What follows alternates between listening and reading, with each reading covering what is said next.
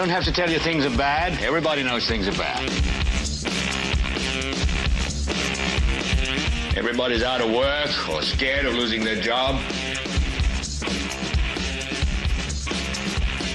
The dollar buys a nickel's worth. Banks are going bust. Shopkeepers keep a gun under the counter. Punks are running wild in the street, and there's nobody anywhere who seems to know what to do, and there's no end to it.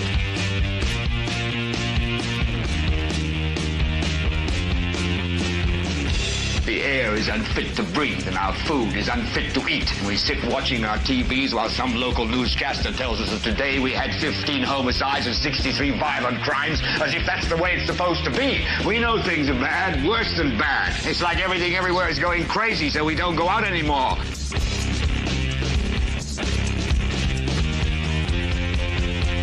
We sit in the house, and slowly the world we're living in is getting smaller, and all we say is, please, at least leave us alone in our living rooms. Let me have my toaster and my TV and my steel-belted radios, and I won't say anything. Just leave us alone. Well, I'm not going to leave you alone. I want you to get mad.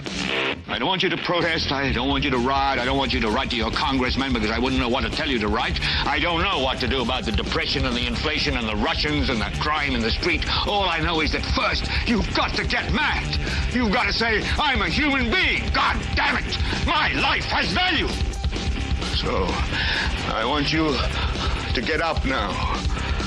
I want all of you to get up out of your chairs. I want you to get up right now and go to the window, open it, and stick your head out and yell, I'm as mad as hell, and I'm not going to take this anymore. Oh, well, welcome, ladies and gentlemen. Welcome. It is the Political Spotlight, and I'm your host, Kristopher H. Bilbrey. This is the 334th episode of the show. And ladies and gentlemen, do we have an action-packed, excited, full, just busting at the seams full episode in store for you all tonight. Ladies and gentlemen, it is a big action-packed show for you, and it's going to be one of those shows where we have a lot of shit that we need to get through. I'm going to do my very best to stay on track, and oh, look, a bug. No. We've got a lot of things to talk about, ladies and gentlemen, and we've got some very current, timely information. We have some breaking news. We have a response to a question from a viewer that we're going to get to. We're going to get to some information pertaining to a really serious case that a lot of people have been wondering about and been concerned about here for quite some time that we just have not had any information on. And I'm going to let you guys know right here, ladies and gentlemen, not now, but here in just a few moments, we're going to be covering some breaking news that literally nowhere else in the state of Indiana has. Not Channel 13, not RTV6, not Wish TV, not CBS 4 Indy, not Fox 59, not 93.1 WIBC, not WLBC, not 98.6 or 98.7 or 1, 2, 3, 4, 5, 6, 7, whatever the numbers are, Star in Winchester, Randolph County. Nowhere else is going to have the information that I'm going to be breaking here in the second story. So you might want to get your drinks and your popcorn or your snacks. Please put this on the big screen or your laptops or your MacBooks or however you watch your phones. Do whatever you can do. Help spread the word. That would be fantastic. Subscribe if you haven't, like if you do. Comment over here or down below, however you're watching, on the side or down below, and share the show with everyone you know. That's all we ask of you. We don't ask you for money. You don't pay for any of this information. You don't pay for memberships, or we don't ask you to pay for Patreon to get, we want to give some members and some listeners different information. No, I want all of you to have all of this information. Why would I want to give? That's so insane to me. I detest people that like gatekeep information. I've never understood that. I'm going to give some of the listeners some information, and if they pay me more, I'm going to give them even more information. That's a load of crock. If anybody ever does that to you, it's crock a load of bullshit. I don't know what I'm saying. It's crazy. I'm all keyed up. We got a lot to talk about. So I'm glad that you guys are here. Let me share this one last place here. And we'll be ready to rock and roll. So I'm going to give you guys kind of a rundown of the agenda for tonight, and then you'll know what you see there. I love what I've been watching you, Jack. I see what, or Joe, I see what you're putting up. I love it. Good old cop jokes are always for a good time. All right, so it's Tuesday night. If you're watching this live, anyways, Tuesday, November 19th, 2024. Just to keep everybody kind of abreast of where we are in the world, it is currently 9:13 p.m. on Tuesday, November 19th, 2024. That means we are 43 days away from the beginning of January 2021. And I'm not saying like 42 days until the end of the year. I'm counting until 43 days till the 1st of January, because that's when most of the new elected people take over. All of the state representatives and state senators, well, they all took over the day after the election. A lot of people don't know that. They don't take over in January. They all take over at midnight on election night. So that's there. Matter of fact, they did their organizational day today. That's going to be a lot of what we're talking about today. But 43 days until the new term starts for most elected officials. And then, of course, we've got a big 62 days away from the scariest day in the world, which obviously that is 62 days until Monday, January 20th, presidential inauguration day. So that's your where are we in the world. If you're watching this via your own time, via replay, at your own convenience, I don't really know what day and time it is. You'll have to do the math yourself. So that's what that is. But we love you all the same, the people that are watching live and the people that are watching in the future. So that's where we are. This is going to be an episode that people all over Indiana, specifically Indiana, but everywhere. It's going to be an episode that people everywhere don't want to miss, specifically those in Indiana, specifically those with breaking news in like East Central Indiana, Randolph County area. Major breaking news tonight. Do not miss this episode. The first order of business during this 334th episode, I will be responding to a listener's question regarding how citizens should react and what they can do if or when an elected official violates their rights.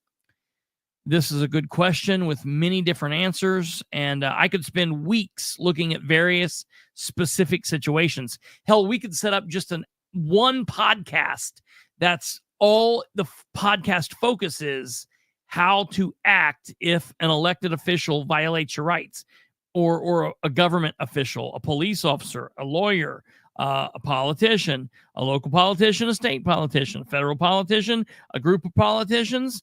What are they doing? Are they violating your First Amendment right? Are they blocking you on Facebook? Are they pulling you over? Are they violating your Fourth Amendment right? Are they violating your Sixth Amendment? So we could do, there's whole book sections on this. Okay.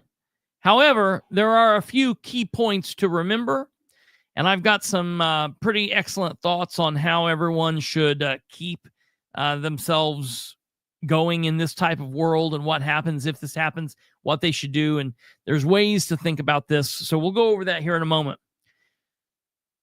From there, I'm going to give an important update on a major situation that we've been following since basically December of 2023 into January of 2024. We've been following it all this year. Obviously, this breaking news, if you haven't picked up on it yet, if you're not aware, for those of you that have not seen the thumbnail looks like this. It's got the Indiana State House. The name of this episode is IGA. That's the Indiana General Assembly, Org Day 24. Galligan breaking news. And over there in the corner, you'll see, obviously, LOUIS DAVID GALLIGAN. And then over in his corner, you'll see that nitwit Joshua Kimbrell. We'll quickly give an update about him as well. And then remember the job at hand. Now, don't get it confused. I didn't say remember the hand job. I said remember the job at hand. Okay, so that's very important. So that's that. I'll get right back to your question there, Alva. Let me get through this agenda here real quick, and we'll go through that. So the breaking news obviously is related to the criminal prosecution against LOUIS DAVID GALLIGAN. I will give the most up-to-date information, and ladies and gentlemen, we have up-to-date information on LOUIS GALLIGAN and what is happening in this case. I will also provide a quick update on the criminal and civil cases against Joshua Kimbrell. From there, I will recount what occurred during Organizational Day of the Indiana General Assembly. For one of the most bumbling, worthless entities going, obviously the Indiana General Assembly. That's right, Tuesday, November 19th, 2024 was their day to go through their self-important ceremonial crap, then go over the rules of decorum and the rules of the assembly, some of which were updated or changed. And while, surprise, surprise, steps were taken to lessen the amount of time that these fools are actually there working for us. Can you believe this? Like, they already are not there working a shit ton. Already not working a shit ton. But they took even more steps today to lessen the time with which they're going to be working for us. Just absolutely amazing. And while they nearly glossed over the very serious allegations of, dare I say it, SSA, I don't do all that. Block me or whatever on YouTube. Don't censor me, whatever. Sexual assault. While they nearly glossed over the allegations, some serious allegations of sexual assault, you can bet your ass I will not be glossing over this. We'll be talking about this. Wait until you hear this. If you haven't heard it, it's insane and it should piss you off. And for once, it's not the Republicans screwing it up. It's like the handful of Democrats that managed to bumble this up down there. Amazing. We will also be going over the letter that Governor-elect Mike Braun sent all 150 of the General Assembly members. He once again is quote-unquote spelling out his wish list. At this point, to me, it feels like it's just part of the game. They hope, honestly, that people quickly stop paying attention so they can return to doing next to nothing. They got this letter, but we already know what they all think about what he wants. So it's kind of like, what's even the point at this point? And then quickly, before moving away from state government, I will hit the highlights of the most ridiculous 3-day event that will make up the Indiana gubernatorial inauguration. And here's a little weird thing. I got invited. We'll talk about this here in a minute. Now, it is open to the public. There are some things that like people get, there's invites for, there's things that you can buy tickets for, but I'm going to talk to you guys because like I really don't know if I should go to this. I'm like, no, I'm not going to go to this, but then part of me thinks I should just to piss people. And then part of me wants to go there just to be a pain in the ass to Rob Kendall and the boy wonder. So we'll talk about that here in a minute. And then finally, on the national front, and well, I guess it pertains to state and local governments as well, but the example that I'll be giving comes from the national side of things. And for Tweety Bird and all of those people out there on the left, get up the hip hip hoorays, because I'm going to be giving it to the Republicans again. I'm going to be talking about the specific candidates that won their elections in early November that need to be reminded not to forget that they still have a job to do if they are currently an elected official in another position. I know you're all running around calling yourself blah, blah, blah, elect, blah, blah, blah, elect, but keep in mind, like specifically Governor-elect Braun, you're still a senator, dumbass. And when you're missing votes, you're kind of causing a problem. You're not taking care of your job at hand, which to me should be making everyone that voted for you wonder what the hell you're going to do when you're actually the governor. If you're not willing to see the senator all the way through, well then, I don't know why those people gave you the chance to be governor, but that's on them. So we'll be talking about that. This is going to be an action-packed episode. So straight out of the gate, I want to answer this question because I know that Cheryl has been waiting for like 3 days for it.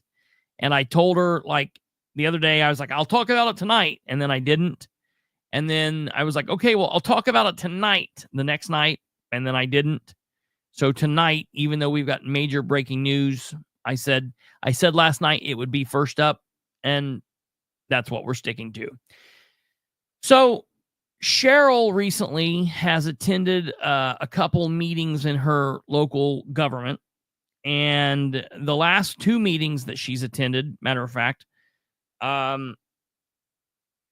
listen, I'm a purist. I would say her rights were violated. I would say that Cheryl's rights were violated, and people will be like, "Well, what do you mean? What did they didn't throw her in jail or no? She was gavelled down. She was made to quit talking, and she was forced into stopping out of fear of retaliation because of the content which she was speaking." And we've went over 1,000 times, so I'm not going to pull up the video and watch it. You can go back and watch the last couple episodes we did about the most recent Madison County meeting. So you can go back and watch last Tuesday's live, or you can watch the most recent, I think Sunday when we had Catherine on. We went over it. But she was, listen, with all due respect, yes, so was Lorene. Absolutely. Yes, Cindy, that's exactly correct. There were several citizens there. And then the meetings before that, my rights were violated. The meeting before that, Catherine's rights were violated. And I know Catherine is like, look, it's the same thing as Rob and Micah, right? Catherine is friends with Beeman. I don't fault her for her friendship. Her friendship is not allowing her to see Beeman for what he is. I completely understand that happens. I have people that I'm blind to, and it is what it is. If the friendship was not there, she would be going just as hard on Beeman as she was anybody else. But I respect what she's doing because, look, you have to have some friends and whatever. I get it. I get it. So I don't need her to go hard on him. I can bang hard on him. I don't care about that. I'm not friends with him. He's either going to be right or he's going to be wrong. And I've seen him do a lot of wrong shit. And I'm not here to say, well, he'll be better next next term, or he'll be better next year. If you can't be good now, I don't want you to be a term next year. So it is what it is. Now, Catherine's saying she filed. I don't know what that exactly means. We're going to have her on again here soon. We'll find out what that is. But the bottom line is, I'm busting her balls. I respect the fact that people are friends with people. I get it. I'm not friends with him, so I don't have a hard... I mean, it is what it is. So we are aware that Madison County, with various people, Ben Gale, Emery, the attorney, the sheriff, various people have violated, Russ Willis, Linda Smith, have violated people's rights on all kinds of things. I went to a class one time, Cheryl McKinney. I went to a class where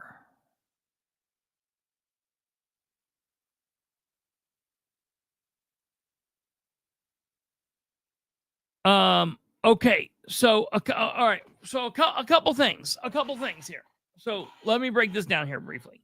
So I went to a training class when I was a police officer long ago, and it was a training class. It was a narcotics class that I went to for narcotics interdiction, and the guy was talking about all of the people that are the constitutional carry. This is back before Indiana had the gun laws that we have now. This is back when you had to have a gun permit, and this is back when everybody was really going hardcore about carrying their gun out in the open and pushing this. And the instructor of our course was had been a narcotics investigator, had been a police officer for like 30 years. He was a Marine, and this was a man who loves guns.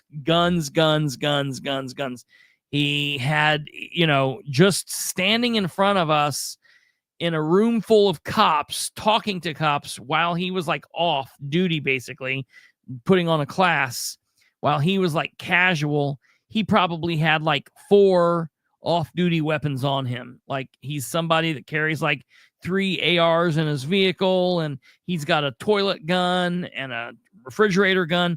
That's just, I can respect that. Kind of a man after my own heart. But he said that he always wanted to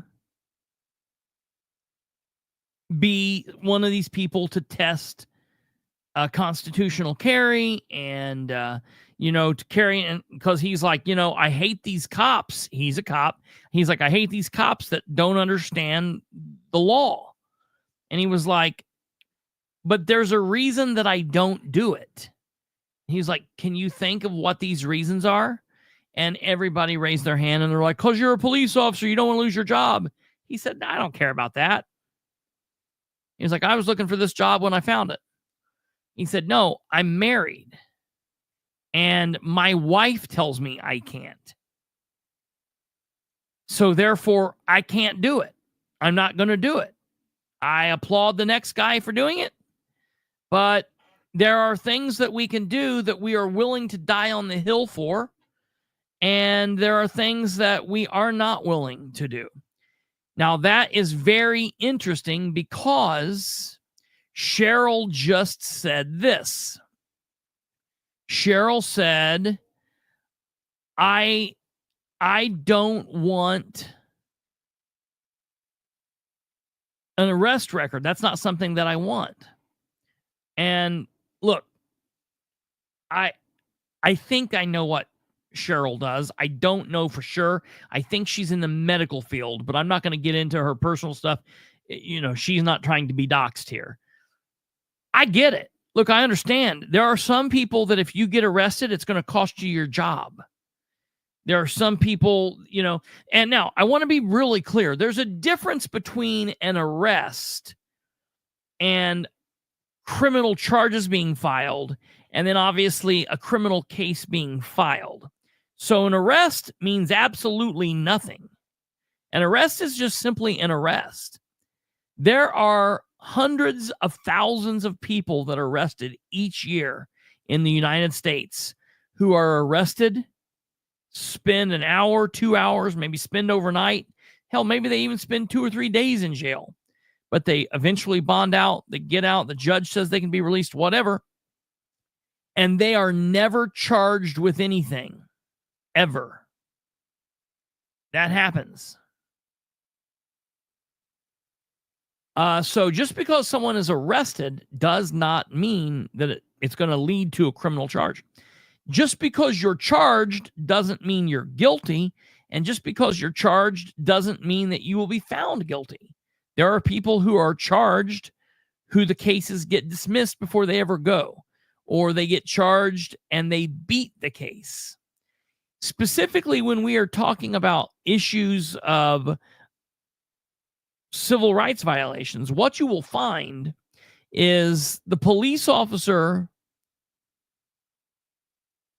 will arrest you, will violate your rights, but that's as far as it'll go. There will not be any criminal prosecution from it because a prosecutor's office will not or does not want to sign off on that. Because basically what happens is each line that someone else gets involved, they're adding themselves to the lawsuit. So if a police officer violates your rights, you can sue him, you can sue the department, you can sue the city or the county or whatever, but you don't have any legal justification for suing the prosecutor or say the judge or whatever. If no charges ever come, you wouldn't really have a reason to sue the prosecutor. However, if the prosecutor takes that case and files it, well, now they've signed on to it and they're giving some hedge of protection to the police officer. But at the same time, they've also entered the arena, and now you can sue them. Now, it is awfully hard to sue a prosecutor and win. That's where I digress. The bottom line is, when I got arrested in Winchester for speaking in the meeting, and I was arrested, I was booked, the whole 9 yards. A couple years later, I had a friend of mine talk to me about wanting to get that expunged. And he was like, yeah, you ought to get that expunged so that arrest doesn't show up on your record. Because if you're arrested, like for example, if Cheryl or Catherine is arrested at a meeting tonight, that does not show up on my case. Arrests do not show up on my case. All the arrests show up to is other law enforcement agents and like hardcore background checks that employment might do. But if you were arrested and never charged, then they legally are not supposed to be able to do anything to you. Now, they might find other ways to not get rid of you or whatever, but, we all know how that goes. The bottom line is, just to be arrested does not mean anything. That being said, I understand why Cheryl's like, I don't want that. And I was like, no, I don't want that removed. I am proud of that being on my record. To me, that is a badge of honor. I was arrested wrongly. The prosecutor's office declined to file charges. Not only did they decline to file charges, they also wrote a 4-page memo about why the arrest was unlawful, which they gave to me and gave to my attorney, and that helped in our lawsuit in absolutely putting a crushing on the Winchester Police Department, the city of Winchester, the mayor, and those in all the city council, those people involved. But I understand that not everybody's like me. That's maybe my hill to die on. So, number one, you got to decide if you're willing, what hill you're willing to die on. Okay. And then if you're willing to fight it, if you're arrested and your rights are violated, if it's a First Amendment rights violation, if it's a content-based violation, you can contact the ACLU. Everyone always says ACLU, ACLU, ACLU. First thing you got to know is there's only so many ACLU attorneys, and there's only so many here in Indiana, and they can only take so many cases. a lot of times, if it's something that you are real passionate about, you're going to have to seek out your own attorney. Now, a lot of those attorneys, they will take cases on contingency, meaning they will take you and they will fight the case if they're willing to take you and fight the case. They don't ask you for money up front, and they'll take what any of your they'll take a portion of whatever your winnings are, generally a third of whatever your winnings are. Now, I'm always careful when I tell people they don't ask you for money up front, because then people always call me back and they're like, well, wait a minute, he wanted $1,500. Yeah. Listen, to fight those charges, to fight a federal civil rights violation, to whatever you're doing, it's going to cost thousands of 20, 30, 40, thousands of dollars. They don't ask that money from you. They're hedging the bet and saying that they're going to win, and they're going to be able to take a quarter, a third of what your winning is on the backside. That being said, just understand, if you go the private route, they will likely ask you to pay for the filing of the lawsuit. And if it goes federal, that's normally several $100, $200 to $300, $400. They'll ask you for like incidental, for gas money, if they got to run back and forth, for copy money, for other things. In my first lawsuit, I didn't go through the ACLU. I went through a private attorney and with a lawsuit in Winchester. And I want to say up front, I paid that man probably, I think up front, I gave him $1,000. I think all said and done, over the 2 years that we were involved with it, I think I gave him about $2,500, $2,600, which, over that period of time wasn't a bad deal. It was over a 2-year period I gave him that much, but I think I gave him like $1,000, $1,500. And then, something came up and I needed to give him another $500. And then basically what happened is, at the end, when he had his total, he minused that $2,500 from whatever the total was he was going to get. And then he took, a third of whatever the winning was. So that happens. But honestly, listen, there's not a whole lot that you can do. Number one, when you're speaking, you got to decide, is this something that I'm willing? When I was standing there in that room and Ben Gale's saying, you got to leave, I could have just walked out. Nothing would have happened. I would have been done. That would have been over. But when those officers came up to me and I said, I'm not leaving, you're going to have to carry me out of here, they physically put their hands on me. You can see in the video, they're physically pushing and pulling me to the door. They get me to the door and they're like, okay, walk out the door. We just want you to walk out the door. We're not arresting you. And I said, no, I am not walking out of the door. If you want me out of what you're doing is illegal. And if you want me out of the door, you need to arrest me and push me out of this door.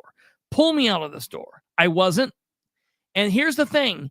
Don't pull away. Don't fight. I was not resisting. I was just not complying in the violation of my rights. I was not going to help them violate my rights.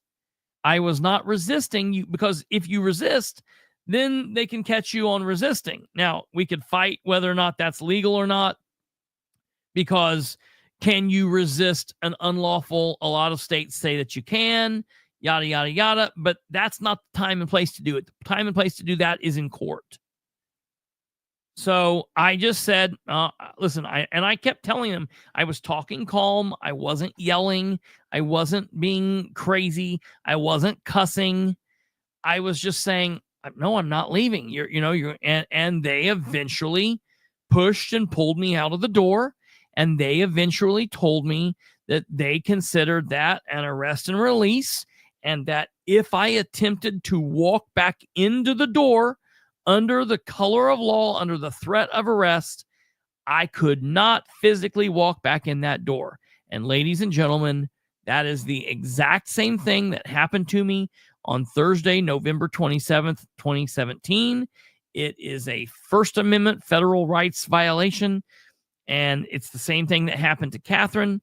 And in my opinion, it's the same thing that happened to Cheryl and to Lorraine.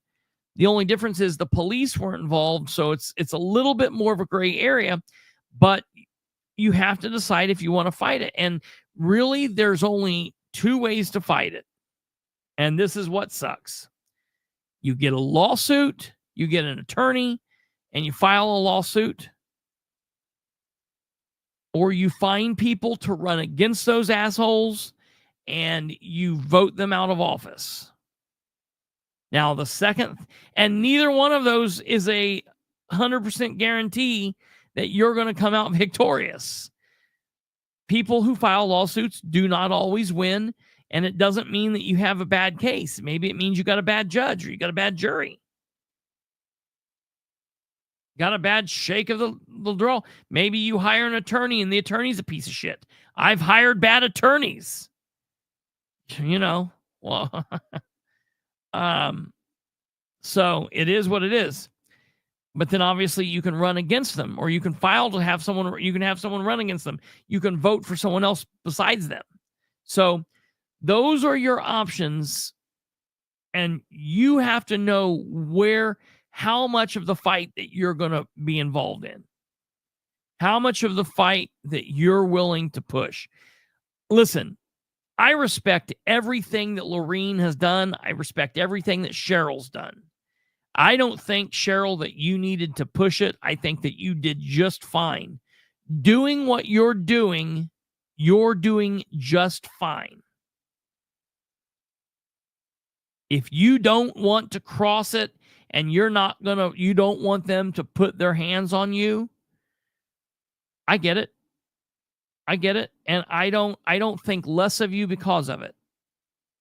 And I think that you're still doing things that help the cause. So my advice to you is keep doing what you're doing. Don't give up. Video helps. Audio helps.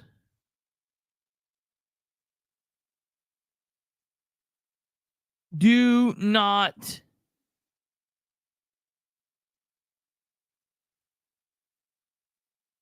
do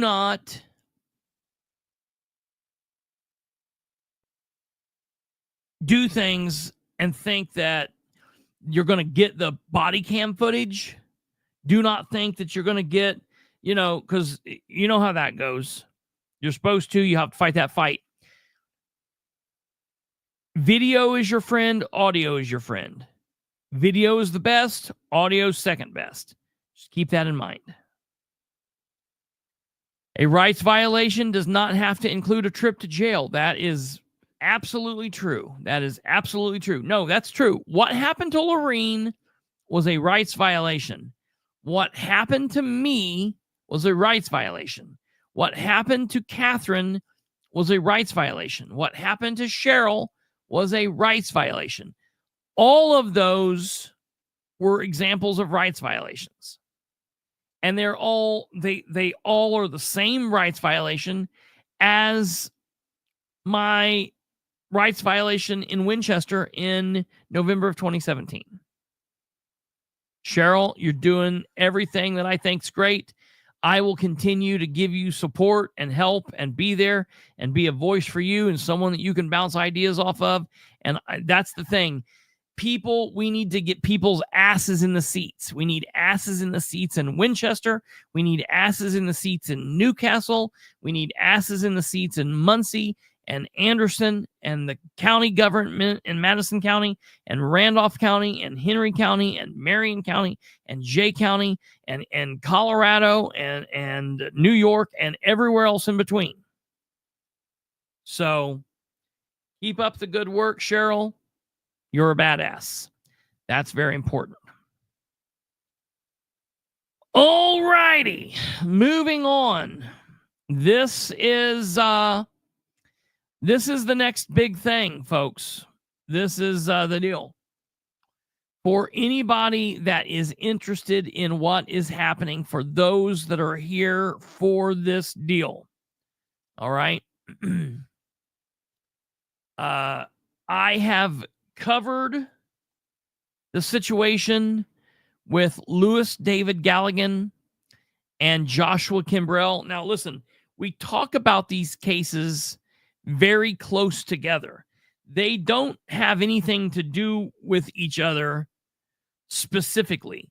Like, they weren't arrested because they weren't connected. Their arrest was not connected, other than the fact that they were friends. Okay. They were not.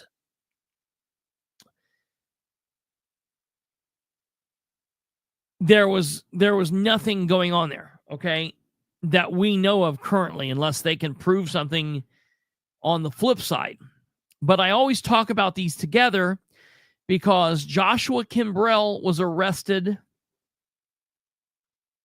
the very last couple of days in December.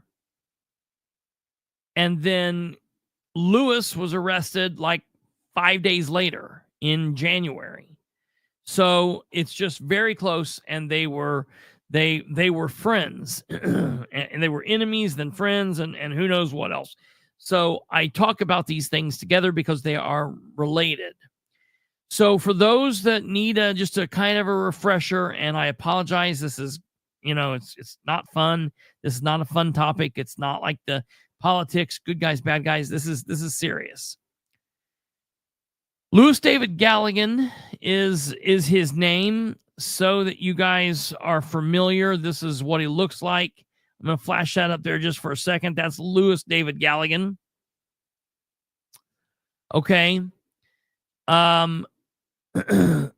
This is breaking news reference Galligan's situation. And Galligan, as you will recall, has been arrested and charged with by the state of Indiana, the Randolph County Prosecutor's Office, case number 68C01-2401 F3-23. He has been officially charged with count 1, 35-42-4-1A1, and it is a felony in the level 1 felony, and it is the R word. That sounds like grape. It rhymes with rape. When compelled by force or imminent threat of force with an enhancement. LOUIS David Galligan was charged with 1 count of felony 1 rape. He was charged with count 2, felony 3, rape when compelled by force or imminent threat of force or other sexual conduct. He was charged with count 3, promotion of human sexual trafficking, a level 4 felony. He was charged with count 4, promotion of human sexual trafficking, a level 4 felony. He was charged with count 5, child exploitation, a level 5 felony. And then he was charged with 2 level 6 felonies, count 6 and 7, possession of child pornography. He was charged with count 8, intimidation. Threat is to commit by force, threat to commit forcible felony, which is a level 6. He was then charged with 2 misdemeanor intimidation charges, counts 9 and 10. And then he was charged with count 11, making an unlawful proposition, which is an A misdemeanor. And he was charged back on the 5th of January, 2024. So all the way back in the first couple days of this year, he was charged. He was held in the Randolph County Jail on a $40,000 bond, which means all he had to do was pay $4,000, which obviously everyone and their brother knew he could easily do. He quickly paid the bail, and then his mother and family helped get him out of the United States. Now, listen, it's my belief that his mother, his family, anybody that aided him in leaving the United States should be,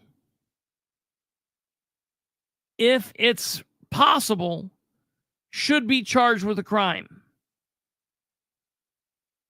No, not Dan, Bob, Joe. He's wrong city. This is Winchester, not Muncie. So since about the second week of January, this man has been living in England because his parents, his family helped allow him to get out of the country while that happened, which I think is just absolutely just detestable. I have no use for those individuals. That it's gross, it's wrong, and I don't know what, if anything, they could be charged with. If there is a crime there, maybe it's not, I don't know. But I sure as hell think it should be. I sure as hell think that it should be, because it's really crazy that they could have known what he was charged with, know what he was connected to, and do what they did. It's nuts to me. All right. So we know that he was there just free, willy-nilly, living the high life in England, doing that thing since January, the second week of January this year. Well, that was until, let's see, when exactly was it? That was until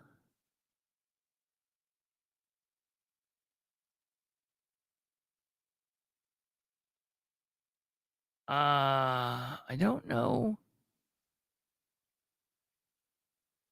Sometime in March, he was captured in the UK.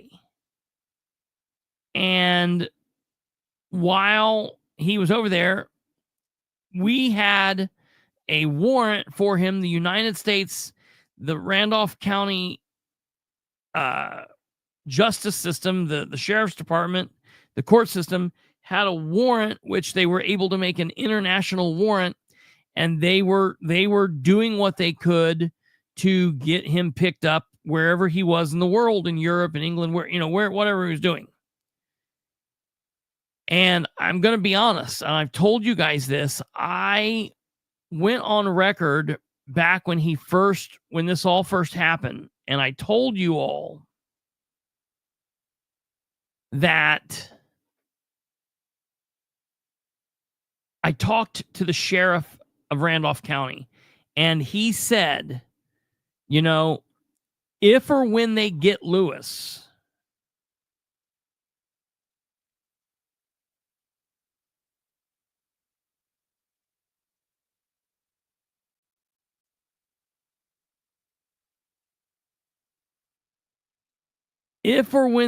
him, Whoa. So it wasn't a 40,000?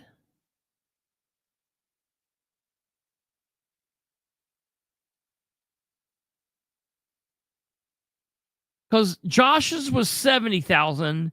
Then they bumped it to $1 million. I thought that his was 40,000 and he had to pay 4,000 to get out. So you're saying it was a $4,000 bond that he had to pay $400? What's making you think that? It says cash bond $4,000. Okay. Randolph cash bond. Cash bond received by clerk. I don't see 40,000 anywhere on this.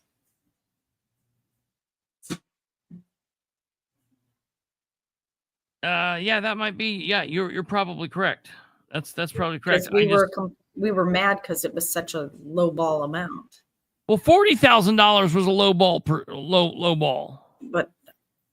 But yeah, interesting. Okay, stupid. So yeah, all right, yeah. So it was 4,000. That's all it was. Well, that's even more ridiculous. I've slept since then. That's even more ridiculous. Well, back when this happened, I talked to the sheriff, and the sheriff said, "Look, even if they get this guy, they get this person that over there, if he fights extra, what Art Moisner told me was that if Louis fought extradition, it could be years before he came back. And if he was arrested and over there and he agreed to come back, he said it could be the fact that the sheriff would be out of office by the time he came back. And at the time, he had just won re-election. So I was like, oh, that doesn't sound very hopeful. Well, then on March 29th, I received word from a source that LOUIS David Galligan had been captured in the United Kingdom. He had been captured and he was being held in a jail in England. And I released that information and everyone was happy. And then I started going to work. I started talking to people in Homeland Security. I started contacting people at the Secretary of State's office, not the Secretary of State in Indiana, the United States Secretary of State's office. Started talking to the Randolph County Sheriff's Department. And basically there was nothing known. There was no information known about this guy. They didn't know what it would take. They didn't know how long it would be. There was no information.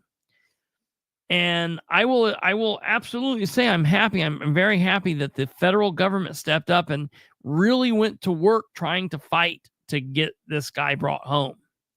And it was just hurry up and wait, hurry up and wait, hurry up and wait, hurry up and wait.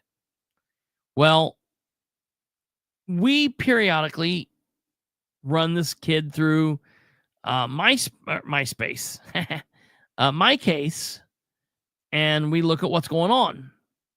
And what's interesting is, there's not been a bunch of anything happening. Basically, the last anything that happened was February of 2024, February 17th, 2024. It was entered that on the 16th, a warrant writ of attachment for the body of person was issued, and that was happening. And then shortly thereafter, the federal government had issued a warrant and was, an international warrant was wanting him brought back. Well, when he was arrested on the 29th of March, I was kind of thinking maybe we would see something in my case. I reached out to the sheriff, and I've talked to Art Moisner, the sheriff of Randolph County, several times in the months since then.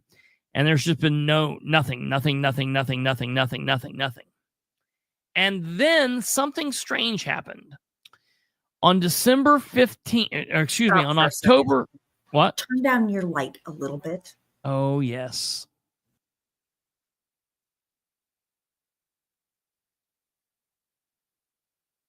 Are we better? I needed to do that beforehand. Sorry. On the 15th of October of this year, just a couple, a month and a half ago, something strange happened. On my case, there was an entry at the very bottom of the entry. It says, appearance filed, appearance for party Galligan LOUIS DAVID, 10/15/24. I reached out to the prosecutor's office in Randolph County and asked if they knew what that was. They said no. I reached out and talked to Art Moisner. He said no, he didn't know what that was. I contacted my contacts at the Homeland Security and at the feds, and I didn't hear anything back from them. Well, yesterday I got word, and I needed to do something. I needed to do some checking, and then I needed to talk to the family of victims and whatnot before I said anything about this. So I've sat on this for a day, but I was made aware yesterday by a source that is a legitimate source in the federal government that said the following. A judge in the United Kingdom has agreed to order the extradition of LOUIS DAVID GALLIGAN back to the United States. Word is the information is now being sent from the UK to the United States Secretary of State. I've heard that it could take up to 2 months. It could take up to 2 months. And now keep in mind, not only are we hearing that it could take up to 2 months, we are also in the middle of, what are we in the middle of? We are in the middle of a transition, okay, in federal government. So maybe it could take longer.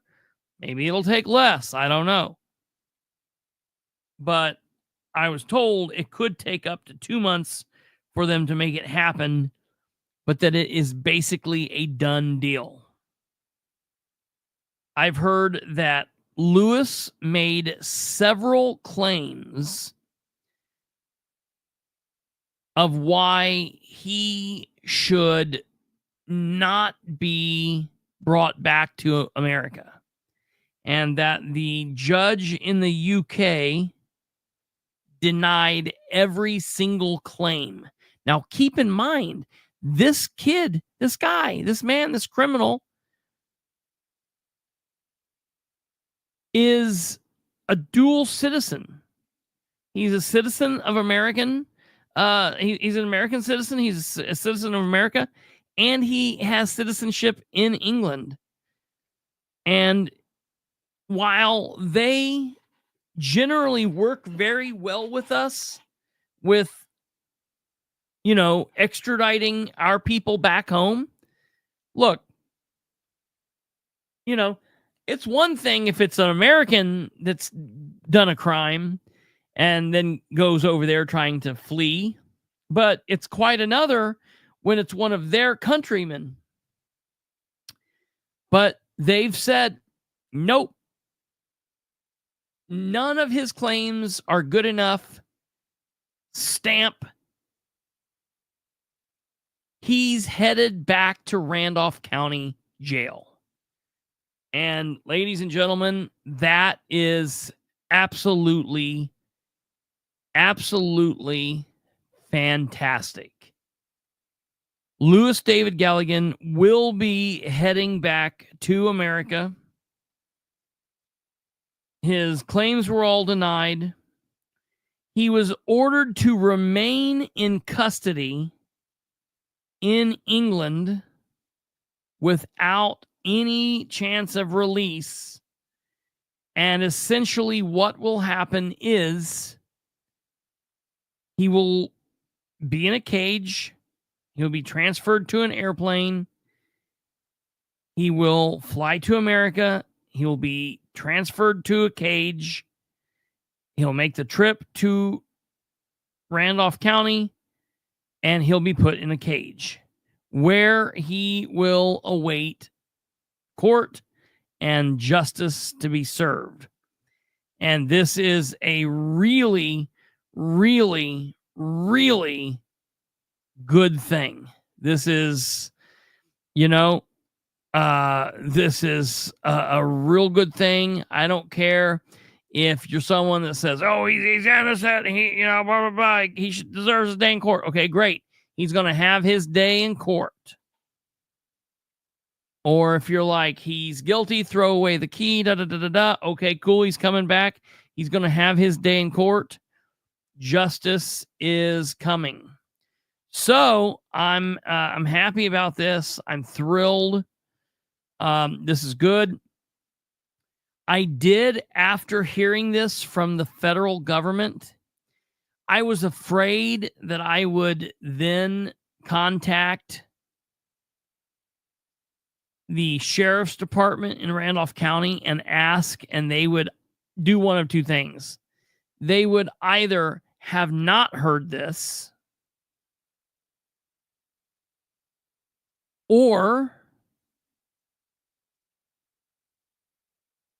they would kind of blow me off. Although Art has not done that. Art's always been good with being upfront and honest with me. I sent a message to the sheriff the other day that said, "Hello, I'm hearing that the judge in the UK has agreed to order the extradition of LOUIS David Galligan back to the United States. Word is the information is now being sent from the UK to the United States Secretary of State. I'm hearing it could take up to 2 months for them to make this happen, but it is basically a done deal. I've heard all of Lewis's claims as to why he shouldn't come back were denied, and he was ordered to remain in custody there without bond. Have you heard anything like this?" And you will not understand how happy I was when I received the text message back that said, "Yes, it's true." So I, again, like the information that I heard in March, when I released the information and broke the story that he had been captured, I heard it from different sources. I heard this from sources in the federal government, and I heard it from sources in the Randolph County Sheriff's Department. Once again, on yesterday's date, Monday, November 18th, I heard from a source that he will be on his way back to the Randolph County Jail. It could take up to 2 months, but he is coming back. And I've heard that now from the federal government, and I've heard it from the local government in Randolph County. So I'm happy about this. I think that there's a lot of people that should be happy that, justice is finally going to be served, and that people will hopefully be able to start having some, I don't like the word closure, but you know what I mean. Hopefully they will start being able to have some ease from this. So I'm excited that justice will be served, and I'm happy that, that this guy's coming back. It's good shit. It's really, really, really good news. Okay. Now, in connection with this, I feel like it's probably important to make sure that you guys are aware. I want to give it a little bit of a Kimbrell update. Okay. Again, these people are not connected. Their crimes, while similar and just wild, and who knows what went on between these two. I have no idea what the deal is with these people. They were enemies, then they were friends. It was weird when they were friends. We used to always make weird comments about LOUIS and the adult people that he hung around. And then all of a sudden, Josh Kimbrell and Louis were like palling around, and like I was always like, I don't want to be anywhere around that kid. I don't want to be anywhere around this kid. And that's what I said, this kid, because, we had nothing in common. This was not an adult. I mean, obviously in the eyes of the law, he's an adult, but we had nothing in common. I was like, that's weird. I don't know any, the only 20 something I know, is like my brother. I've got a 25-year-old brother, and, we're family. But other than that, I don't hang around with 20-year-olds. Weird. So these two situations happened back to back to back, which was very strange. So I do want to give an update on Kimbrell. Kimbrell has been, I don't know what the hell he's been doing in the Randolph County Jail for the last year, I guess, running in there, letting everybody know or think that he's some kind of jailhouse attorney. He's, surely to God, they're not all calling him, I don't even want to say the name, that name that he used to use. Hopefully they're not calling him that. That would make me cringe so much. Keep in mind, this guy is also a pedophile. Okay. I don't know. Very strange. A lot of people have wanted to know. So there's two things that I want to update. Number one, Joshua Kimbrell has been served divorce paperwork in reference to the marriage of Danielle Keitlinger Kimbrell and Joshua Kimbrell.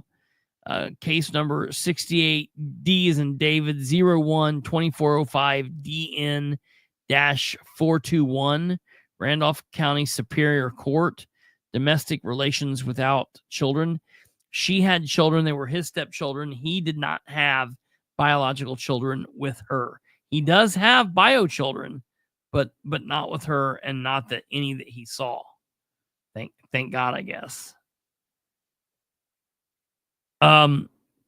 This was filed in May, and it's worked its way through the court system.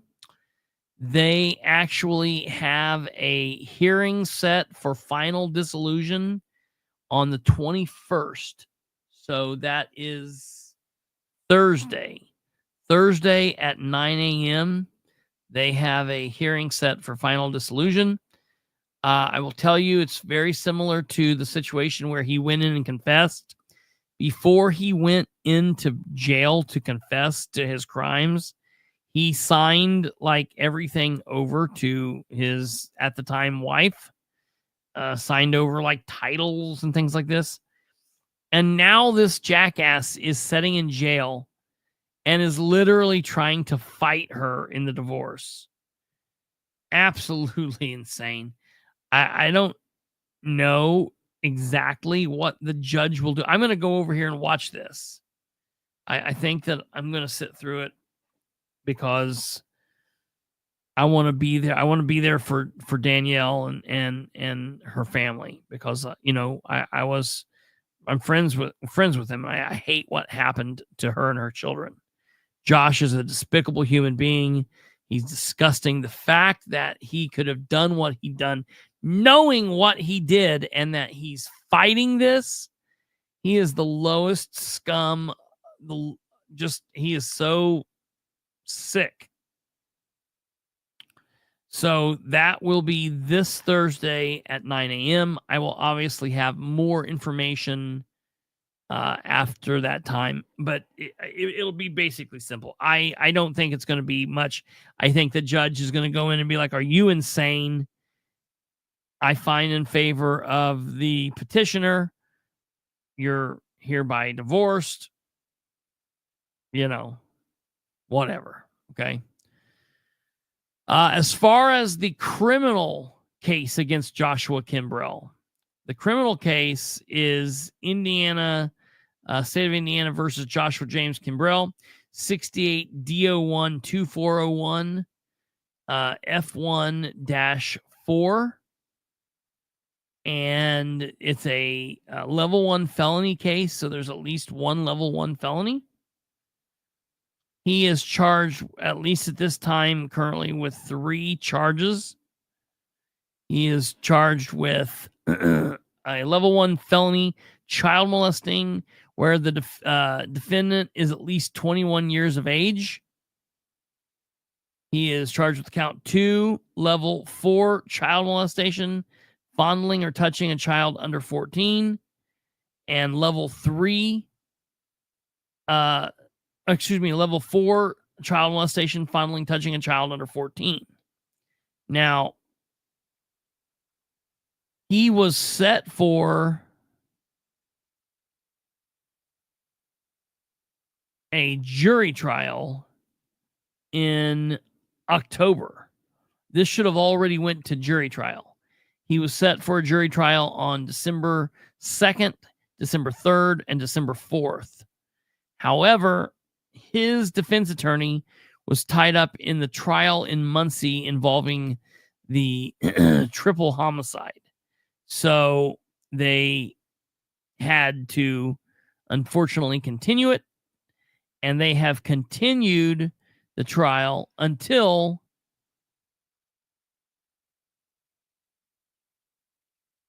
January 22nd, January 23rd, and January 24th. So this coming Thursday, apparently right after the divorce hearing, Josh will have a final status conference hearing. That'll be immediately following, I guess, the defense the divorce hearing. He will then have a final pretrial hearing conference scheduled for December 19th, and the jury trial is scheduled for 8:30 a.m.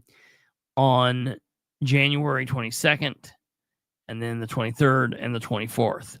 So that means not only is good stuff happening to Galligan, but Josh Kimbrell will soon be facing justice. Finally. And I am happy about this. So that is a good thing. And I'm happy for Josh, and I'm happy for Louis. I'm happy that they will have their day in court, and I'm happy that they will both hopefully be sent off to the rest of their lives, wherever it will be. And I am most happy for their victims that they will finally have justice. All right. So moving on from there, ladies and gentlemen, we need to talk about Organization Day in Indiana at the State House, ladies and gentlemen. Man, we were just talking about a couple of bumbling idiots, and we shift from those bumbling idiots to a whole new group of bumbling idiots. Just completely insane. Lawmakers gathered today for their session's ceremonial start amid allegations of sexual harassment that hung over the proceedings like a hush. Absolutely insane. The lawmakers set some of their working hours, some new rules and various things, and it was just really, really crazy. And for those of you that are not familiar, just about 24 hours ago, the Indianapolis Star reported that 3 women have accused Indiana Senate Minority Leader Greg Taylor, a Democrat, of sexual harassment, including unwanted physical contact and romantic pursuits of an intern. In the article, Taylor didn't deny the harassment. Instead, he apologized for past behavior that may have blurred the lines. Okay. Crazy. Taylor Todd Houston had this to say. It's been an awful, frustrating 24 hours. I feel like the legislature is being portrayed in a way that I've never experienced. And I certainly would never tolerate the type of behavior that people who trust us are concerned about. GOP House Speaker Todd Houston said, Todd, save that bullshit, all right? Because it's been on your side of the aisle too, bro. So, like, that's ludicrous. Just absolutely crazy. What's really crazy is the fact that Greg Taylor, who has been the Senate Minority Leader, so he's minority because he's in the minority party. He is one of only 10 Democrat senators. And so he's been the Democrats' leader in their leadership. Taylor's known for his rambling floor speeches, and he offered a cryptic 5-minute welcome with a focus on speaking for those who feel like they don't have a voice. I think that's very strange. So Greg Taylor, this man who has been a victimizer, is now going to let people know that he's going to speak for those that don't have a voice. We have to recognize that when we fall short, we owe a debt to them, he said. And so as a leader, our focus will be the protection of Hoosiers across the state. What in the hell? He then, in the middle of what should have been his mea culpa, or what was a very strange mea culpa, he pivoted to talk about how he wanted to condemn racism. Dude, this guy's a joker. He goes on to say, racism is not what this country is about. That's not what Indiana's about. And I will not tolerate it in my caucus or in this General Assembly. Who the hell knows what he's talking about? He sure as hell doesn't know. Amazingly, he took no comments from reporters after his speech or later, reading a long shot priorities that he has as the minority leader. And it was read from a typed document. Though Senate President Pro Tem Roderick Bray briefly shook hands with Taylor, he told reporters Tuesday that he was extremely disappointed in his counterparts. Do you know why he's extremely disappointed? I've buried the lead. Greg Taylor has been for last several years the Senate Minority Leader. Today, he was elected back to his leadership role. They elected him back. I know there's only 10 of these people. And when I mean these people, I mean Democrats. There's only 10 Democrats in the Senate. But you're telling me those 9 people couldn't figure out amongst them that they should maybe have somebody different than the man that is currently facing these type of allegations?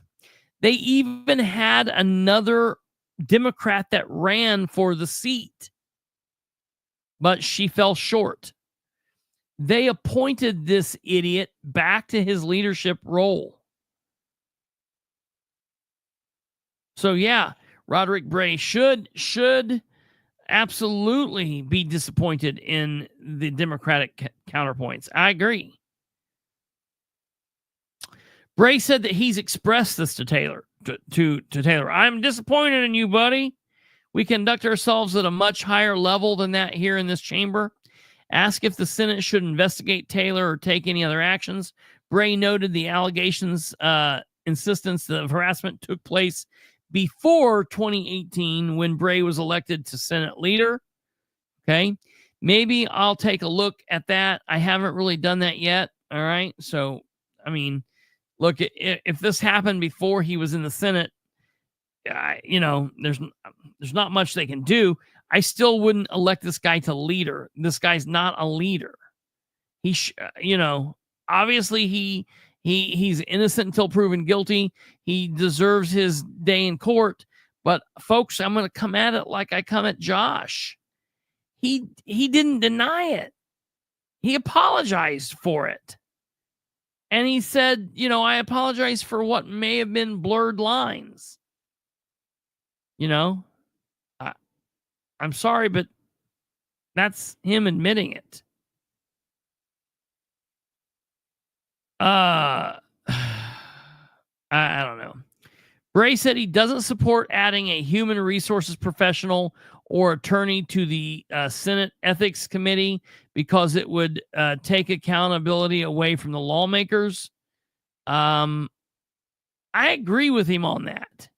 They shouldn't need an HR professional or a lawyer to do the right damn thing. Now, they don't ever do the right thing, and this is how they handle all types of cases like this. Like a joke, like ignorant, but it is what it is. He says, accountability is supposed to be on us. We need to own it when it goes bad. We need to take the blame, he said. What a joke. Outside of this weird ass shit with these weird allegations of what's going on here. Okay. Outside of the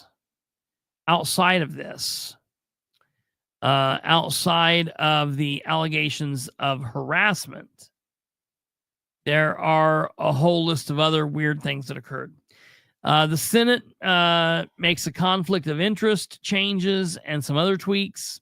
Also in the Senate, Bray laid out a beefed up conflict of interest requirement, which, okay, I'm good with that. It was previously optional for senators to cite conflicts and opt out of votes, which is insane to me. Now they must. They also wouldn't be able to speak about the legislation in committee or on the floor unless they've announced that conflict beforehand so that everybody would know. I think that's great. Bray said qualifying conflicts are direct and personal financial interests that have a unique, direct, and substantial effect on either the lawmaker's own income or the income of a family member. We feel it's appropriate, he said, of the new requirements. The Senate also added 2 roles to its sexual harassment and ethics rules. Apprentices, which are new to the State House, and pages, which have long existed but weren't previously included in the rules. Bray called that an oversight. We're happy to continue to have those conversations and look at the policies, he added.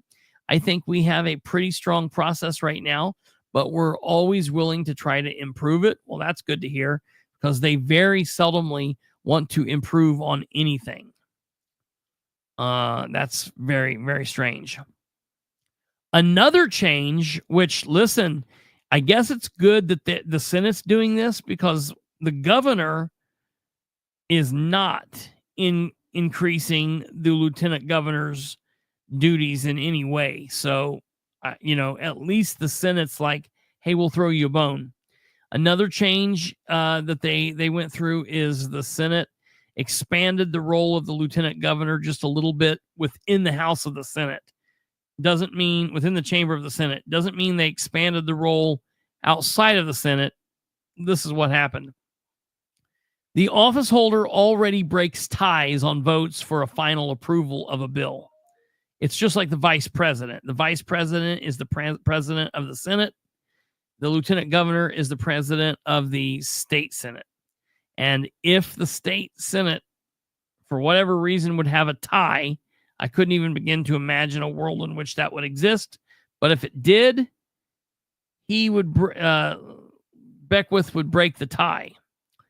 That's what he's always done. That's what the lieutenant governor's always done in the past. Now he will be able to break ties on other votes, such as amendments. Bray said, I think we're going to have a good working rapport and strong working relationship, I guess, of Beckwith, which blows my mind because from everything I'm hearing, nobody likes him, even his own people in the Senate and in the House. They do not like him. They don't like Braun. They don't like him. It's the state government is a total cluster right now. Beckwith on Tuesday told reporters that he planned to preside over the Senate as often as I can, predicting that he'd be there pretty much on a daily basis, barring unforeseen circumstances. Asked if he planned to increase his office's involvement in the Senate, Beckwith said, "I'm not looking to do that. I'm not looking to go in and, necessarily change anything. I think it's a good system. It's a good process." He's already gotten to work on building relationships with lawmakers, envisioning working behind the scenes and then pushing good things down the field for the people of Indiana, which all of that, ladies and gentlemen, is code for I'm in the establishment now. Ladies and gentlemen, look out. It is Mr. Micah Beckwith, or the boy wonder to all of you. All right? Beckwith is the boy wonder, and he is definitely a part of their establishment. The rift grows stronger between these two each and every day, and it's it's not going to be good for us. It's so not going to be good for us. But it's not just the Senate that had some changing up of things to do. The Indiana State House also did some changes. And now listen to this nonsense. The upcoming session, slated to officially start on January 8th. I can't even read this. The session is slated to start on January 8th.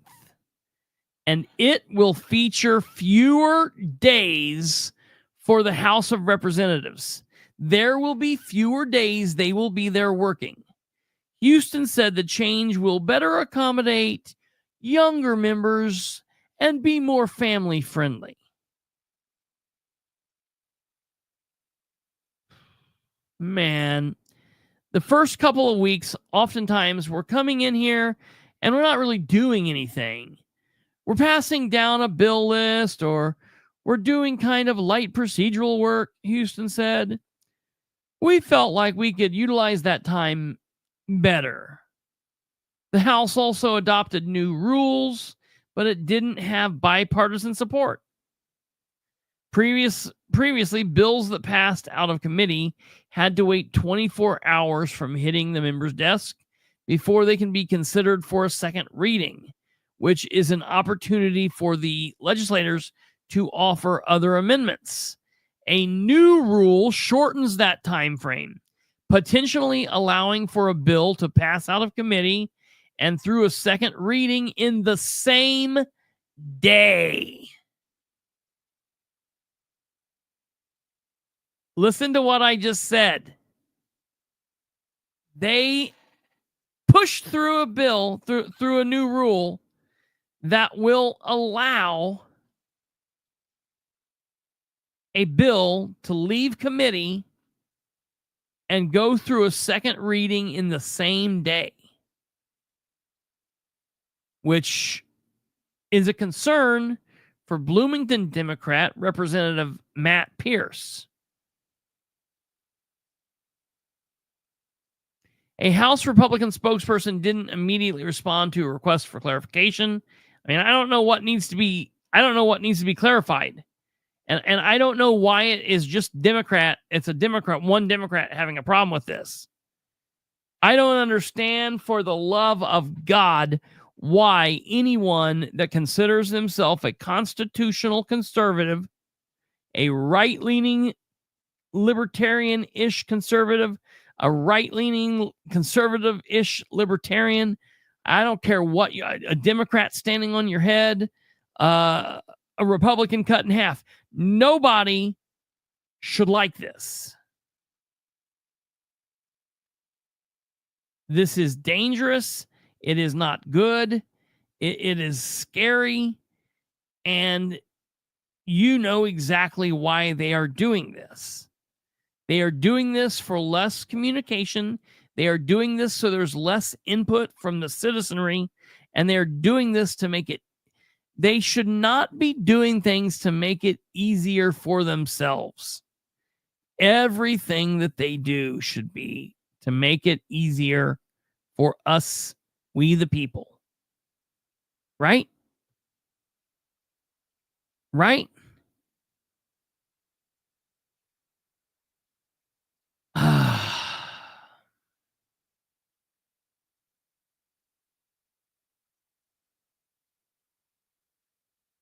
I don't know.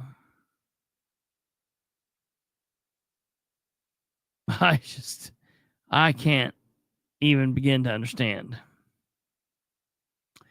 Representative Ben Smaltz, a Republican from Auburn, said that the old process was antiquated.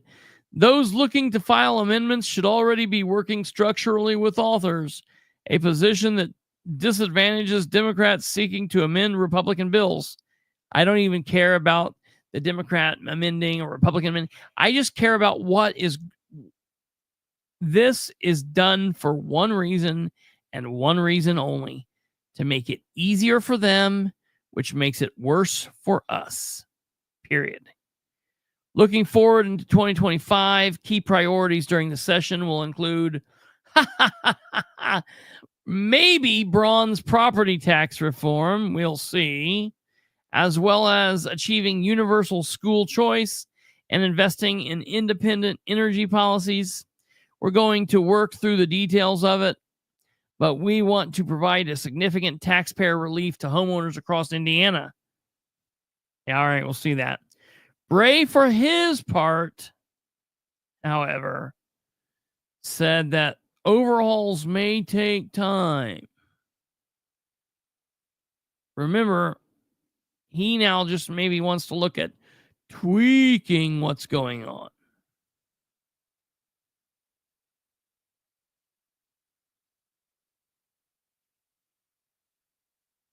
Listen to this. In parting, Houston advised the body to avoid hyperbole when talking about bills, specifically comments exaggerating the importance of a measure. People get excited and they start using terms like, if we pass this, no one will ever come to Indiana again. Or if this doesn't get passed, the sky is going to fall, Houston said in a media scrum. It happens. People get emotional, and I understand it. But we can turn down the emotion a little bit and talk about the facts. Let's do that. The fact is, Houston needs to not be there. He needs to not be leading this. And until he's gone, we are screwed, man. Each and every session, everything that goes on, it's all scripted. It's worse than the WWE. It's worse than the Federation of Wrestling. It's scripted, man. They all know what's going to happen before. It's already done already. That's why Corey Criswell was able to say what he said back in July so confidently.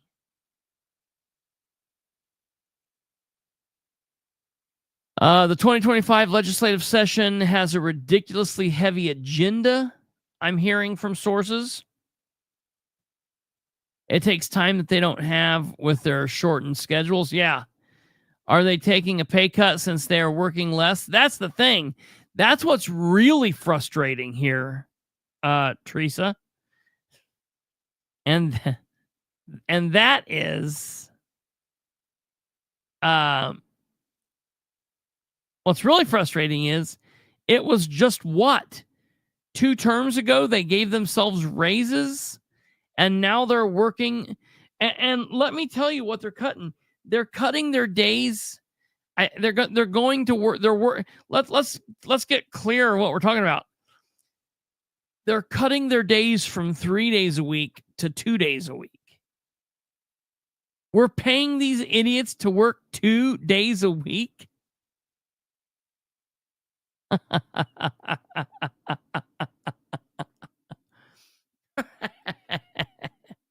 Oh, God.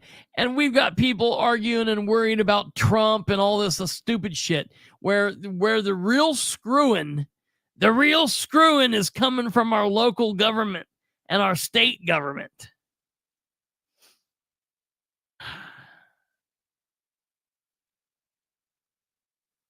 It's really crazy. One long-term journalist in Indianapolis said, as I head into covering my 26th regular legislative session, I have never seen such a behemoth load of major issues on the agenda. The number of fiscal decisions to be made is staggering. Then add in major topics such as healthcare, cost, childcare needs, utility proposals, and it could be one of the most monumentous sessions that has ever been covered. With Organization Day on Tuesday, lawmakers have gathered to be sworn in for the official start of the session, and the big topics are the budget. Every 2 years, the General Assembly crafts a biannual budget. The $44.5 billion spending plan covers everything from public safety and educating funding to Medicaid and public health. A revenue forecast is set for December 18th, but Indiana's economy has cooled since its pandemic days. That means not a lot of new money will be available. Interesting. The biggest budget decisions this year will most likely be on Medicaid, which provides health care for the poor. Its explosive growth is eating up the rest of the state budget. In fact, education is no longer more than half of the state spending because of the growth in that sector. Lawmakers are looking for ways to curb the increases. Education funding will likely hinge partially on the Medicaid issue, but if I were traditional Indiana public schools, I wouldn't expect more than a small increase each year. Lawmakers could also authorize universal private school vouchers, which sounds more expansive than it really is. That's because last year they increased the income guidelines so high that the program already reaches more than 95% of the population. The growing cost of the voucher program, expected to be about $600 million in fiscal year 2025, will likely continue its ascent. Lawmakers will also decide what happens to major public health investment from 2 years ago. All 92 counties signed into the initiative, which started with $75 million and then rose to $150 million in fiscal year 2025. Will they keep that number the same or reduce it or increase it? Who knows? 2 years ago, the legislature gave an unprecedented amount of money to the Indiana Economic Development Corporation, something that is absolutely asinine. Not only should that entity not be getting money, but it should be completely dismantled. The Indiana Economic Development Corporation should not be a thing. We need economic development, but we shouldn't be using that organization. That is unelected bureaucrats that are only concerned with buddy, backroom handshake deals, lining their own pockets. This is probably one of the most nasty things in Indiana government. It's like the major part of the cancer, and it needs to be cut out and destroyed.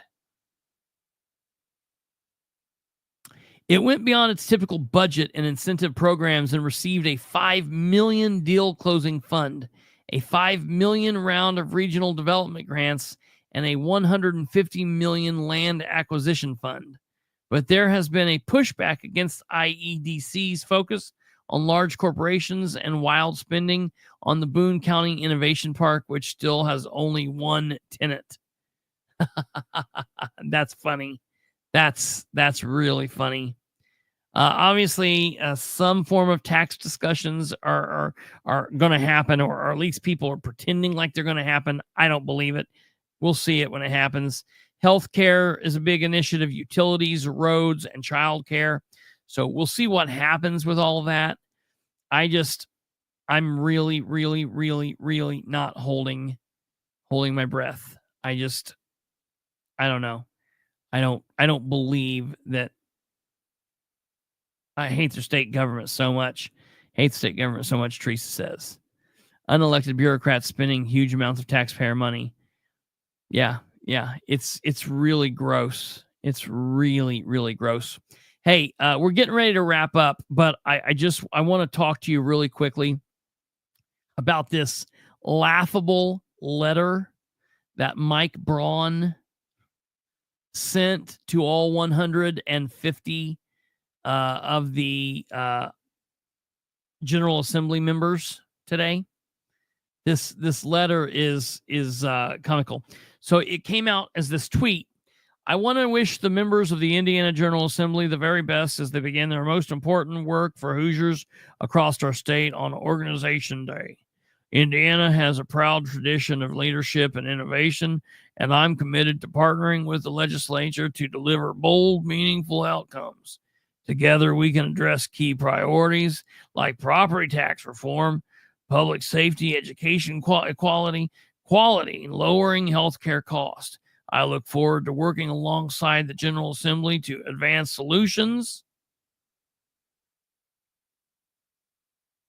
that make Indiana stronger and ensure our state remains a beacon of prosperity and Hoosier values. Let's get to work. Okay. Let's get to work, Mike. Let's get to work. Remember that let's get to work here in a minute, because I want to show you these two letters, and then I'm going to talk to you about getting to work. All right. Here's a letter that Mike Braun sent to them. This is the actual letter.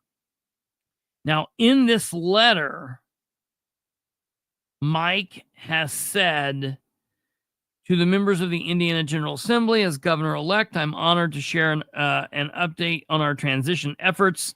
Look, I'm not even going to bother about reading this. He continues to write the same thing over and over and over. This could have been a campaign ad from October. Let's listen. He lets them know what his 8 priorities are. Wait a minute. I thought you had 12 priorities. Don't you have 12 teams? So wait a minute. You've got 8 priorities, but 12 teams. You've got 16 people on your leadership team, but you've got 12 teams and 8 priorities. Okay, whatever. I don't think he knows what's going on. But number 1 is to cap, cut, reform property taxes, provide relief to taxpayers, and ensure a fair, predictable system. Number 2 is pass a balanced budget, promote fiscal responsibility, government efficiency, and sustainability. 3 is to improve constituent services, deliver faster, more efficient services to Hoosiers, unveil school choice and education quality, expand opportunities, improve quality, and increase accountability.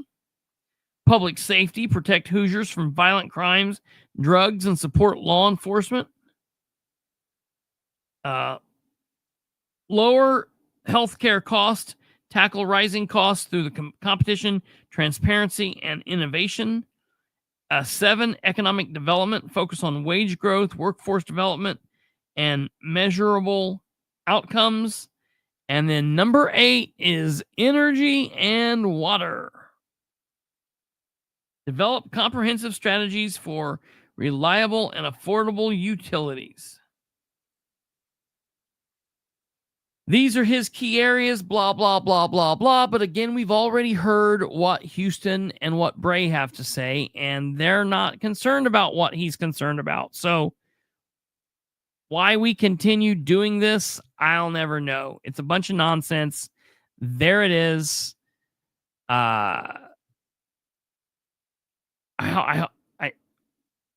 we might as well just stay where we are.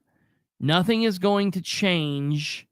Nothing is going to change from Holcomb and what currently is at foot. However, ladies and gentlemen, there is going to be an amazing gubernatorial inauguration celebration that's going to occur over a 3-day window because, like, we're Koreans now, and that's like something that the short little fat Korean dude would do, have like a 3-day celebration. Here's this awesome thing that they designed. Indiana gubernatorial inauguration 2025. Mike Braun, Micah Beckwith. Who gives a shit? Like, how much did they spend on this? How much did they waste on that right there? And why? How much is this going to cost? How much is this right here going to cost? Well, fiscal responsibility. We need to have a 3-day long party to remind everybody that I'm the guy with the power now. Yes. Fiscal responsibility, instead of it costing $5 million a day, it'll only be $4.5. Yeah. Well, that's so thankful. That's we're so thankful that they were thinking of us like that. So Saturday, January 11th from 4 p.m. Is the VIP reception ticketed event. 5 p.m. sponsor reception ticketed event. 6 p.m. is the gala. Woo! Sunday, January 12th, 10 a.m. is mass. You can go have mass with them if you so choose. Time to be announced. Hoosier Heritage Family Day, Indiana State Museum, free and open to the public. Please RSVP here. Monday, January 13th. Good night, Eric. 8:30 a.m. First Ladies Breakfast. That's what I want to do. I want to go eat breakfast with the First Lady. I want to ask. I got some questions to ask. Okay. 11 a.m. official ceremony. Arrive early. Doors open at 9:30 a.m. Hilbert Circle Theater. Free and open to the public. Please RSVP here. Contact those people if you want to go to the great show. Here is the gala announcement. You're invited to the gala honoring Governor-elect Mike Braun, Saturday, the 11th of January. That sounds like a good deal. Maybe Brandon Rudd and I need to go, like, as a couple, like get 2 tuxes and go. That'd be amazing. Here's this.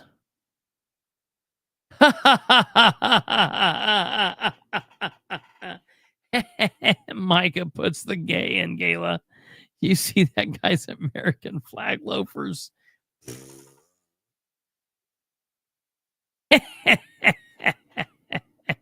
I don't know that we can even say that. We're probably going to get in trouble, but I love it. You're invited to the inauguration ceremony for Michael Keaton. I don't ever call this guy Michael Braun. I don't like it. Michael Braun. Your name's Mike Braun. Mike K. Braun. Micah Beckwith. Where's his middle initial? We would get kicked. I know. I would love it. And Todd Rokita, he's going to be there. That's going to be fun. Monday, January 13th, 2025. Ceremony at 11 a.m. Doors open at 9:30 a.m. Hilbert Circle Theater. All right, so that looks very interesting. I mean, interesting. Like, this could really be a fun time for everybody to attend. Maybe I could attend and we could go live the whole time. I could, like, put my phone in my pocket, and so you could just barely see, like, out the whole time. We could be live on location. How long would it take until they threw us out, you wonder, if we were doing that? They're like, no, you can't record in here. Oh, we can't. Oh God. Okay. Well, we've finally made it to the very last topic. Don't forget, you still have your current jobs to do. Oh man, folks, this is a fun one. This is fun. Okay? Listen to this ignorant bullshit. The title is Republicans Fume as GOP Absence Helps Democrats Move Judicial Nominees. I don't even care about what the fellow Republicans think. I am mad as a citizen, and more citizens should be pissed off. So this is coming from The Hill by Al Weaver. He published this at 6:01 p.m. today. Senate Republicans, now we're not talking about state. We're now talking about federal. We're talking about Washington, D.C. United States Senate Republicans aired frustrations Tuesday after the Vice President-elect Vance and other party members skipped votes Monday, greasing the skids for the Democratic-backed judicial nominees to be green-lighted as a part of the final push to fill the bench with lifetime appointees before President-elect Trump takes office. Something lets me think that maybe these people didn't think about this tactically. Republicans on Monday attempted to slow down an effort by Senate Majority Leader Chuck Schumer to advance more than a dozen judicial nominees, which Democrats have prioritized before ceding power at the end of the year. However, they were unable to stop them. The Republicans were unable to stop the Democrats, as a handful of their GOP colleagues didn't show up to the Capitol for votes. What? Why? Heading that group were Senator Vance. Maybe I'm done calling him Vice President-elect until he's done doing his damn job. Senator Vance, where were you at? Senator Mark Rubio, why were you not there voting? Okay. I get that you guys are President Trump's choice to lead the, be the vice president, lead the secretary, the State Department. But you angered the GOP. More importantly, you angered me and other American citizens. You have a damn job to do. If we don't show up, we lose, said Senator Tillis, Republican from North Carolina, who was visibly frustrated by the lack of attendance and spoke out at lunch. I don't care what the reasons were. We have fewer than 15 scheduled legislative days. You have to show up, period. End of story. There's nothing more important. And by God, he is right. You have fewer than 15 scheduled legislative days, and you don't show up to vote? We've got potentially dozens that we could have shoved. We've got potentially dozens we could have shoved down our throat, except for us being here. He continued, pointing specifically to the Fourth Circuit Court nominee, the Fourth Circuit nominee that could make it through if Republican absences continue. We've got to talk to these folks like adults and show up. The group of nominees include Embry Kidd, who is confirmed to serve on the 11th Circuit Court of Appeals in a 49-45 vote, despite Senator Joe Manchin voting against the nominee. You even got a Democrat voting, or an independent now, voting with us, and we still can't get the shit done because our side's not showing up, because they're running around too busy being the vice president-elect and the other dickhead-elect, and quit doing that. You've got a job to do. If all Republicans had shown up and Senator John Fetterman and the absence held, which did, the GOP would have defeated the nomination temporarily. If all senators had shown up, including Fetterman, it would have likely forced a tie-breaking vote by Vice President Kamala Harris. Okay? Still, adding to the drama, Harris left Washington for Hawaii on Tuesday, depriving Democrats of the potential ability to break the 50-50 tie. Despite the math, GOP members were incensed at the no-shows, which stretched into Tuesday as Vance did not show up for the morning vote today.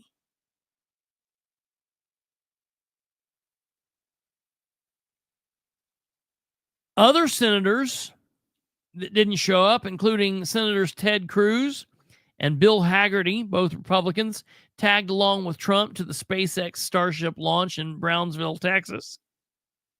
Further exacerbating the situation as Schumer prepared to hold another long night of nomination votes on Tuesday.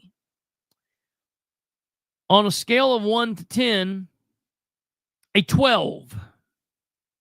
A 12. On a scale of 1 to 10, a 12, said Senator John Kennedy when asked about his level of frustration at the situation, because a number of President Biden's nominees, particularly at the Court of Appeals level, they think they're qualified to be federal judges if they've seen My Cousin Vinny, and I don't. I love John Kennedy. He's such a weirdo, and I don't agree with him. Their performance in committee demonstrated that none of them were Oliver Wendell Scalia. He continued combining the names of a pair of Supreme Court giants. I love him. He's such a weirdo. They did horrible jobs in committee, and we had votes to prevent them from being confirmed, but some of the folks on our side couldn't be here, and it's frustrating. Florida Governor Ron DeSantis, Republican, also panned those who were absent and followed Kidd to make it through the upper chamber, writing on the social platform X that his confirmation means the people of Florida, Alabama, and Georgia will suffer the consequences.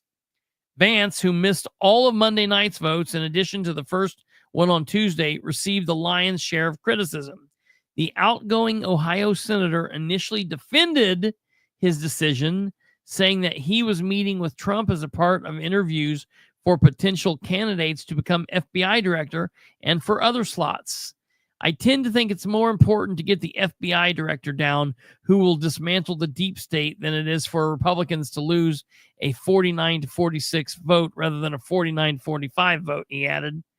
No, J.D. Vance, let me be very clear. First of all, you could talk to President Trump, Vice President Trump, or President-elect Trump over the phone, bro.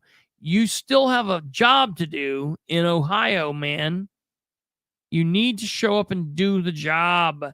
This is the frustrating thing that people, they don't realize. This is what frustrates the people. These are the self-induced bullshit errors that they don't need to start making. And then start giving answers like that.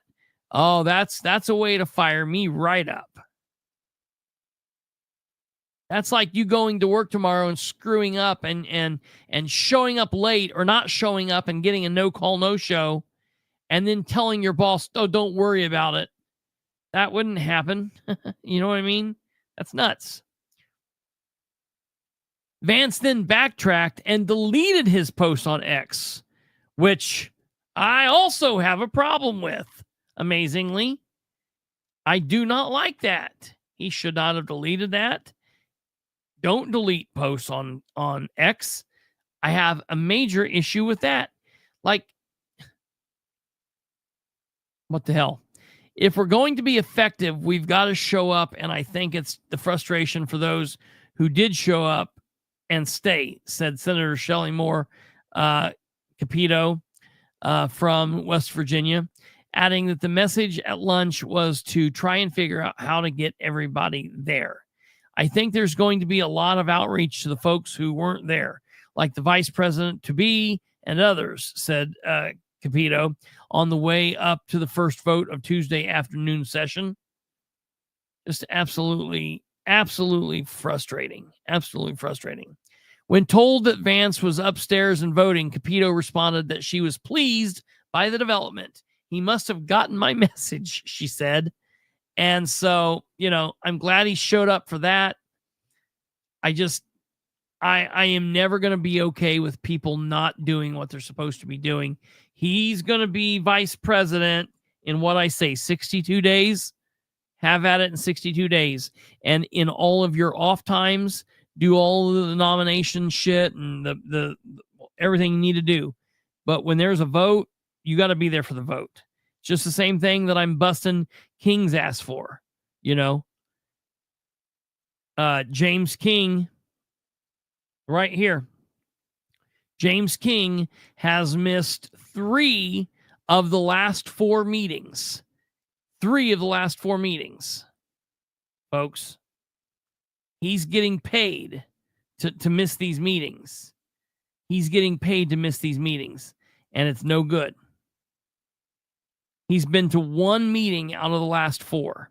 We've got 2 more meetings. How many meetings do you think he's going to attend? If he doesn't plan to attend in December, then he needs to resign his seat, and he needs to allow them to caucus in Steve Brand so he can go ahead and get a start and let's just hit the ground running. Or if King wants to get paid, then he needs to show up and he needs to do what he's supposed to do. No, they'll have some kind of, grand ceremony for him for the last meeting of the year because, he's outgoing. So they're going to have some kind of the keys to the state of Indiana and a crown and all kinds of stuff for him. So he'll show up for that one to get his goodies. Yeah. Yeah, I could see that. I could see him showing up for the. Yeah, you're right. You're right on that. Absolutely.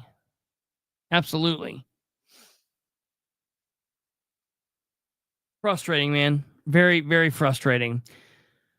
Oh, God. All right, ladies and gentlemen.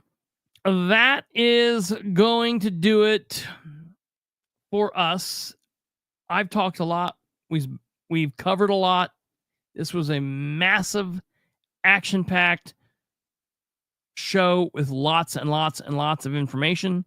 Please give us a like before you leave. Maybe consider doing that. If you haven't subscribed, do that. Click the bell so you get notified when we go live. Obviously, we're here Sunday through Thursday at 9 p.m. Eastern. So it's pretty easy, but we also release other shorts and other static videos and things like that. I've not really released any shorts here in a minute, but we're going to get on it now that we've got all the time in the world because the election is over. We'll get back to doing some more shorts and things like that. You guys take it easy. We'll be back here tomorrow for episode 335. Episode 335, Wednesday at 9 p.m. I don't know exactly what we're going to be talking about tomorrow, but I'm sure it will be a great one. Until then, you guys take care. Have a good evening. God bless each and every one of you. We will see you tomorrow.